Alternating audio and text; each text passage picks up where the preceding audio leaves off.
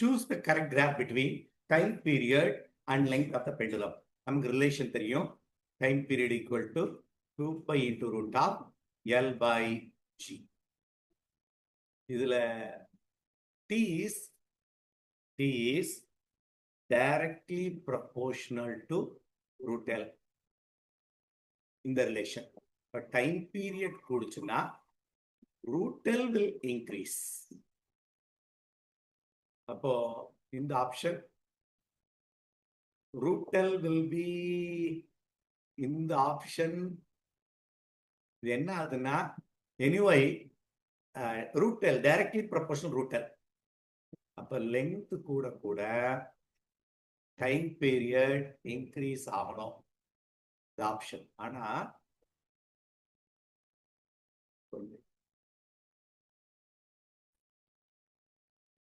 இந்த கிராஃப்ல I think it may be a mistake. T squared க்கு L க்கு தான் ரிலேஷன். அப்போ T squared தான் டைரக்ட் இதே நீ T squared போட்டேன்னா டைரக்ட்லி ப்ரொபோர்ஷனல் லெங்த் இது வராது. ஸ்ட்ரெயிட் லைனா இருந்தா கரெக்ட். T squared க்கு L க்கு ரிலேஷன் போட்டா ஸ்ட்ரெயிட் லைன். ஆனா இதுல இல்ல.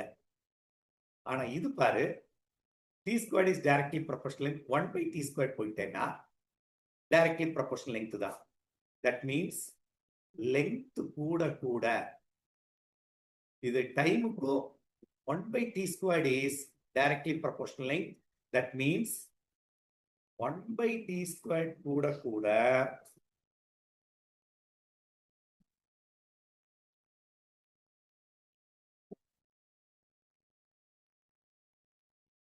அப்போ இப்படி கூட கொண்டாந்துடலாம். T to the power of T is nothing but T squared is root L. T to the power of -2 தான் தப்பு. T to the power of -2. Okay, இங்க அவங்க கொடுத்திருக்கிறது 1 by plus T squared. That means T squared மட்டும் நீ எடுத்தேன்னா T to the power of -2 ல 1 by T to the power of -2 ஆனா இங்க +2 இருக்கனால ஃபாலோ பண்ண முடியுதா பாரு. It is inversely proportional. அதனால as length increases 1 by T squared will decrease. கீழே நம்ம கொண்டு வர்றப்போ -2 ஆகும். ஆனா அவன் எடுத்திருக்கிறது 1 by T to the power of 2 எடுத்ததுனால which is inversely proportional here. That means இது கூட கூட length will also will decrease. இது கூடுச்சுன்னா length increase ஆனா இது decrease ஆகணும். That is the relation. So இன்னொரு தடவை அண்டர்ஸ்டாண்ட் பண்ணிக்க. T squared is directly proportional here.